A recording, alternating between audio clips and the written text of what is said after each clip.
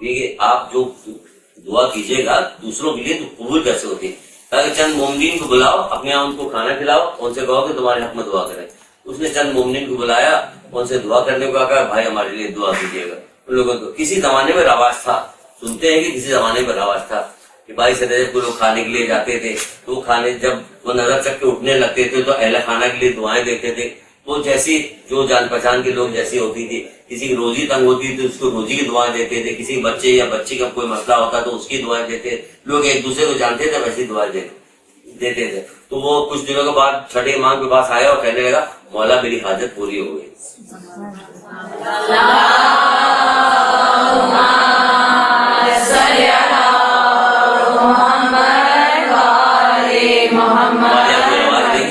نہ دعا دینے کا نہ دعا کرنے کا، کوئی نہیں کر رہا، کم سے کم آپ دوسروں کے حق میں دعا شروع کر دیجئے۔ اللہ بھی تو دیکھ رہا ہے، اگر وہ نہ کرے تو کیا ہوا؟ اللہ ہماری آرزو پوری کرے گا، اللہ ہماری مشکلات کو دور کرے گا، اللہ ہماری دنیا آخرت میں ہماری بھلائی کرے گا سب کے پاس۔ آپ کا ایک بہترین طریقہ، بہترین شوق، جیسے میں نے اپنا ایک بہترین شوق بنا، ہم سن لیں کہیں بھی کسی کے بارے کوئی الٹی پھلٹی بھی بات بھی سن لیتے ہیں کہیں پہ، بس ہمارا فریضہ ہوتا ہے کہ ہم جب تک اسے فراموش نہ کر پائیں تب تک اس کے حق میں دعا کر لیں، اور جب تک ہمیں پتہ نہیں چل جائے کہ ہم معاملہ ٹھیک ہو گیا، دعا ہو گئی، ان کا کام ہو گیا، ہم اس وقت تک دعا کرتے رہتے ہیں۔ ہم نے پابندی کی ہوئی ہر حال میں کہ ہم دوسروں کے حق میں دعا کریں، پہلے ضرور دوسروں کے، کیوں؟ اپنا دل ایسا بنا لیے کہ دل میں ایسا درد پیدا ہو کہ آپ کے آنسو آیا سننے کے بعد۔ ہم نے سنا جیسے ایک واقعہ ایسے سنا رہے ہیں آپ کو، کیوں کہ ہم نے سنا جیسے کہ ایک خاتون کی، ہماری وائف کی سہیلی تھی، ان کا بھانجا بھتیجا تھا، وہ پہلی تنخواہ اس کو ملی تھی، بیچارہ لے کے آ رہا تھا، اس نے کہا چلو موبائل بھی خرید لیتے ہیں۔ موبائل اس نے خریدا، موبائل خریدنے کے بعد کہا چلتے، راستے میں جناب لوگ آ گئے، اس کو پکڑ لیا رکشے پہ، اس کا موبائل بھی چھین لیا، وہ تنخواہ بھی چھین لی، سب کچھ چھین لیا۔ وہ گھر آیا، گھر آ کے بہت رویا، پہلی تنخواہ ملی تھی۔ یہ جب مجھے پتا چلا تو مجھے بھی رونا آ گیا کہ ایک بچہ نوجوان بیچارہ جس کو ابھی بھی تنخواہ ملی، کس ارمان سے کس طرح سے بیچارہ ایک مہینے اس نے کام کیا تھا، وہ آیا اس کا موبائل بھی چھین لیا گیا، تنخواہ بھی اس کی چھین لی گئی، وہ گھر تو مجھے بھی رونا آیا۔ میں نے نماز پہ روک کے ہی دعا مانگی، تو جب تک جیسے جیسے مجھے یاد آتا وہ ہمیشہ دعا مانگتا ہے کہ پروردگار تو اس کو کمپنسیٹ کسی، تو اس کے دل کو شاد کر، تو پروردگار اس کے حال پہ رحم کر۔ کیوں نہیں کرے؟ ہمارے دل میں، آپ کے دل میں درد پیدا ہونا چاہیے کہ کیسا سخت دل ہو گیا، دل سخت ہو گیا کہ کسی کی تکلیف کے لیے ہم پھر کسی کے لیے بد دعا کیسے کریں گے؟ جب ہم کسی کے لیے برائی چاہیں گے نہیں تو ہمارے دل میں نرمی کسی بدبخت سے ہی اٹھائی جاتی ہے۔ رسول اللہ کہہ رہے ہیں نرمی جو ہے نا یہ کسی بدبخت سے ہی اٹھائی جاتی ہے۔ انہیں بدبخت لوگ ہوتے ہیں جن کے دل میں سختی ہوتی ہے، نرمی نہیں ہوتی۔ نجیل فضا کی روایت ہے، نرمی کے بارے میں بہت ساری روایتیں، بڑی فضیلت ہے نرمی کی۔ کہتے ہیں نرمی کسی بدبخت سے ہی اٹھائی جاتی ہے۔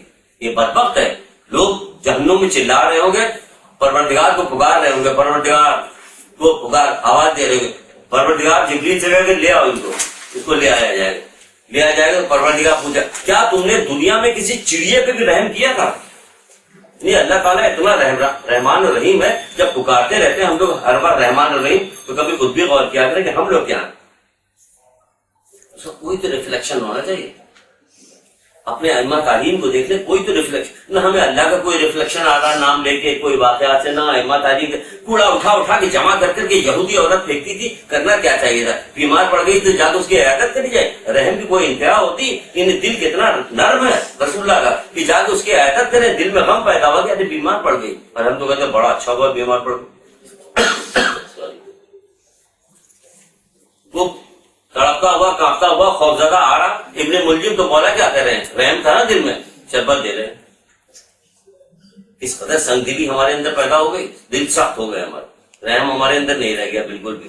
کہتے کسی بدبخت سے اٹھائی جاتی، یہ رحم دلی کسی بدبخت سے اٹھائی جاتی۔ بہت ساری روایتیں، بہت ساری چیزیں رحم دلی کے اوپر، تم نے کسی کے لیے بچے کو بھی رحم کیا نہیں کیا؟ جب اللہ کی رحمت جو ہے، لوگ اللہ کے رسول ایک جگہ کہہ رہے ہیں کہ لوگ جب اللہ کی رحمت سے ہی جنت میں جائیں گے، سارے کے سارے لوگ اللہ کی رحمت سے ہی جنت میں جائیں گے، تو کسی صحابی نے پوچھا کہ اللہ کے رسول کیا آپ بھی؟ کہ ہاں، اللہ کی رحمت مجھے ٹھانپ لے گی پوری، پھر میں جنت میں جاؤں گا۔ تو اللہ کی رحمت کو کیا سمجھتے؟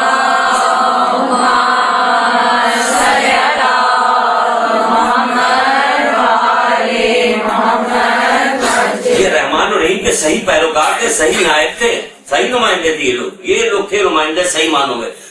بیوی سیدہ کراہنے کی آواز جب مدینے کی گلیوں سے آ رہی تھی تو کہا نہیں تھا کہ فضا جا کے دیکھو یہ کس کے رونے کی آواز آ رہی. تو حضرت فضا نے آ کے بتایا کہ اے بی بی کچھ لوگ ہیں جو جنگ میں مسلمان لشکر کے ساتھ جنگ کر رہے تھے, وہ لوگ گرفتار کر کے لائے گئے. تو بھائی یہ لوگ تو مسلمانوں کے ساتھ جنگ کر رہے تھے نا, تو گرفتار کر کے لائے. ان کی مشکل اتنی سخت بندھی ہوئی کہ جس کی رگڑ لگنے سے انہیں بڑی تکلیف ہے, جس سے وہ گریا کرے. تو کہنے لگے میرے بابا سے جا کے کہو ان کی مشکل آگے ڈھیلی کرے. من فاطمہ ابھی چادر اوڑھ کے آتی ہے, ابھی چادر اوڑھ کے آتی ہے ان کی مشکل. یہ لوگ اتنے رحم کرنے والے تھے, ہم ان کے ماننے والے.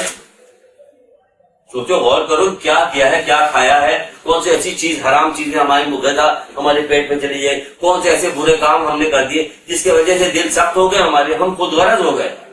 یہ خود غرضی کی بنیاد پہ ساری چیزیں پیدا ہو گئی جس کی وجہ سے ہم برا کام کرتے ہیں. تو قیامت کے دن پھر کیا ہوگا؟ ابھی تو آ جائیں گے کہ مومن کو دل کو خوش کرنے سے زیادہ اللہ تعالیٰ کو کوئی چیز عبادت پسند نہیں, کوئی عبادت پسند نہیں. یعنی سب سے زیادہ پسندیدہ عبادت ہے کہ مومن کے دل کو خوش کیا جائے. ہم مومنی کے ساتھ سب سے زیادہ مقافات عمل پہ بھی انہی کی وجہ سے ہم بھگتیں گے, اور دنیا میں بھی انہی کی وجہ سے بھگتیں گے. جب قیامت میں پوچھا گیا, پوچھا نہیں تھا رسول اللہ کہ بتاؤ کہ مفلس کون ہے؟ بولتا بھائی اللہ کے رسول جس کے پاس گائے بیل نہیں ہو اور بھیڑ بکریاں نہیں ہو وہ مفلس ہے. کہ نہیں, میری امت کے مفلس وہ لوگ ہیں جو قیامت کے دن آئیں تو کیا کیا ہوگا, ان کے پاس نماز ان کے پاس ہوگی, روزہ ہوگا, زکات جیسے اعمال ان کے پاس موجود ہوں گے, لیکن زندگی میں کیا کام انہوں نے کیا ہوگا؟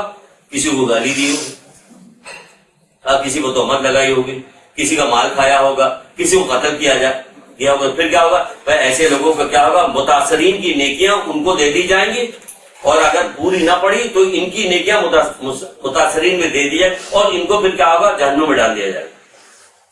یہ سچ مچ یہ لوگ جو ہیں یہ مفلس ہیں. تو ہم بھائی صاحب کیا یہ نہیں ہو رہا؟ اگر ہم یہ نہیں بچائیں گے اپنے آپ کو, ہم نہیں بچیں گے اس بات سے کہ ہم کسی کو گالی نہ دیں, کسی پہ تہمت لگائیں, کسی کو چغلی نہ کھائیں, کسی کے کوئی ایسی بات نہ کرے کہ کسی کا دل نہ دکھے, ورنہ قیامت کے دن یہ ہوگا ہمارے ساتھ. اور پھر دنیا میں بھی کچھ بھی کر دیے گا. یہ بہت ساری حدیثیں ملتی ہیں, 2 حدیثیں اس وقت سنائیں گے اور آج کی گفتگو ختم. جب کوئی ملتی جلتی حدیث ہمیں ملتی تو دوسری بھی حدیث یاد کرنا چاہیے. ابھی یہ حدیث سنانے سے پہلے اچھا یہی سن لیجیے کہ جب کیا ہوگا کہ رسول اللہ صلی اللہ علیہ وسلم اس میں بھی فرماتے ہیں, اس میں یہ بھی آ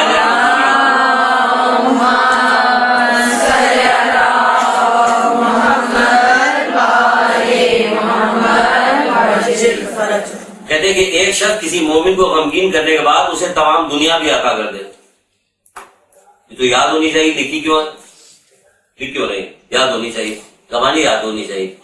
ہم اس لیے تھوڑا سا کبھی کبھی نگاہ ڈال کے دیکھ لیتے ہیں کہ ہو سکتا ہے کہ کوئی لکھ بھی رہا ہو تو ایک لفظ کی بھی غلطی نہیں ہونی چاہیے. انہیں زبانی ہمیں بھی یاد ہے, آپ کو بھی یاد ہونی چاہیے. چلیے پہلا سنیے, ایک شخص کسی مومن کو غمگین کرنے کے بعد اسے تمام دنیا بھی عطا کر دے, پھر بھی اس کا کفارہ نہیں ہو سکتا. سنیے ذرا کتنا اہم ترین مسئلہ ہے. پوری دنیا عطا کر دے پھر بھی اس کا کفارہ نہیں ہو سکتا, اور نہ ہی اسے اس کا کوئی اجر ملے گا. پوری دنیا,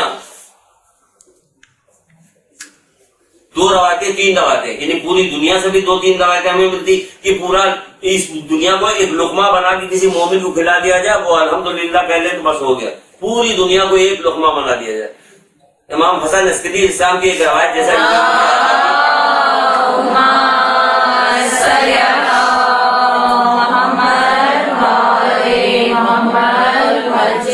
یہ پوری دنیا کو ایک لقمہ بنا کے کسی مومن کھلائے تو ہم نے کوئی مومن کا حق نہیں ادا کیا. یعنی آپ مومن کی حیثیت کیا سمجھتی ہیں؟ کیونکہ آپ خود مومن ہیں اس لیے آپ جس کو جی چاہ کرتے رہے. وہاں تو اصحاب ایک دوسرے سے اتنی محبت کرتے تھے, صحابی جو ہو جاتے تھے اللہ کے رسول کے جو صحابی وہ ایک دوسرے سے اتنی محبت کرتے تھے کہ جنگ میں جب جاتے تھے تو اگر کسی ایک کو پیاس لگی ہوتی تھی تو ان کے پاس پانی لے گئے, وہ کہتا تھا نہیں ہو سکتا ان کو لگی ہو نہ, ان کو دے دو, وہ کہتے نہیں ہو سکتا ان کو لگی ہو نہیں ہو سکتا, یہاں تک کہ آخری کے پاس پہنچا تو پتہ علم ختم ہو گیا. وہ پلٹ کے لے کے آئے یہ تو مر گیا, پلٹ پتہ یہ بھی مر گئے, یہ بھی مر گئے, یہ بھی. تو ایک دوسرے کو ترجیح دو. مومن کی اتنی فضیلت ہو, مومن مومنین کو ترجیح نہیں دے رہا. کیوں؟ جہالت کی وجہ سے, جہل کی وجہ سے. تمہارا انجام بخیر نہیں ہوگا. ساتھ میں امام جو کہتے نہیں ہے کہ آپ کو روایت لکھوائی تھی یاد آ رہا ہوگا, کچھ نہ کچھ تو یاد ہوگا نا.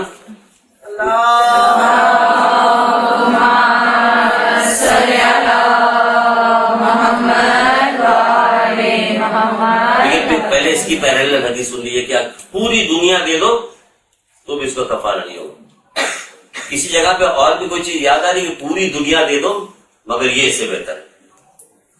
اور اس دنیا کو اللہ کے نام میں خرچ کر دو، تب بھی یہ کام کرنا اس سے بہتر ہے۔ کون سی حدیث ہے یاد کیجیے؟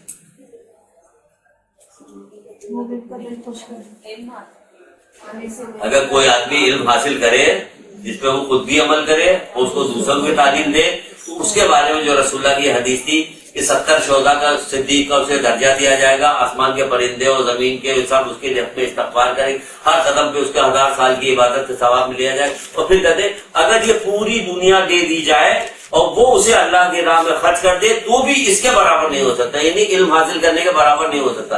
اتنی بڑی بات ہو، یہاں بھی یہی بات الٹی طریقے سے کہی جا رہی کہ پوری دنیا دے دے پھر بھی اس کا کفارہ نہیں ہوگا مومن کے دل دکھانے کا، کہ مومن کے دل دکھانے کو کوئی چھوٹی چیز نہ بنائے کہ پوری دنیا دے دیجیے گا پھر بھی اس کا کفارہ نہیں ہو سکتا مومن کا۔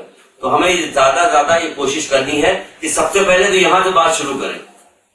کہاں سے بات شروع کی؟ مومنین کے، دیکھیے اپنے دل سے کینہ ہٹانے کے لیے بھی ایک طریقہ کار ہے، اس میں بھی آپ کو کافی مدد ملے گی کہ کینہ ہٹانے کی یہ طریقہ کار ہے کہ جس سے آپ کے دل میں کینہ ہے، آپ سمجھ کہ ہے، اس کے لیے دعا شروع کر دیجیے۔ کم سے کم یہی دعا شروع کیا، پروردگار اس کے لیے میرے دل میں جو کینہ ہو، میرے لیے اس کے دل میں جو کچھ برائی سب ختم کر دے۔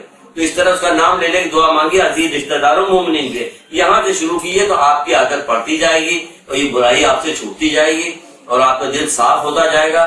پھر یہ جو مکافات عمل کے جو خوف ہے اس سے آپ کو نجات ملے گی۔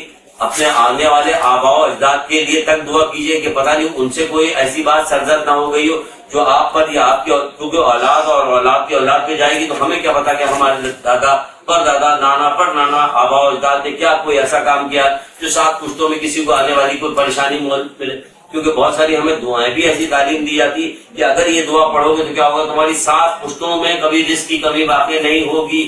تو پتہ چلا ہماری یہ دعا پڑھنے کی نیکی ہے جو 7 پشتوں تک جائے گی، تو ہمیں استغفار کی جو فائدہ ہے یہ کیوں نہیں جائے گا؟ تو سب کے لیے استغفار پڑھیے، اپنے آباء و اجداد کے لیے ایک کم سے کم ایک تسبیح سے شروع کیجیے، ایک تسبیح استغفار پڑھیے اور کہیے کہ ہمارا کوئی مظلومہ جو کسی کے بھی ذمہ ہو پروردگار اس کو ان سے کمپنسیٹ کر دے، کہ کسی کے ساتھ کوئی ظلم کیا ہو، کوئی اور بات کی ہو تو اس کا کوئی معاوضہ نہ کرے پروردگار، نہ ان سے کرے نہ ان کے آنے والی نسلوں کے ساتھ بھی اعلیٰ معاوضہ کرے۔ ایک درود پڑھیے محمد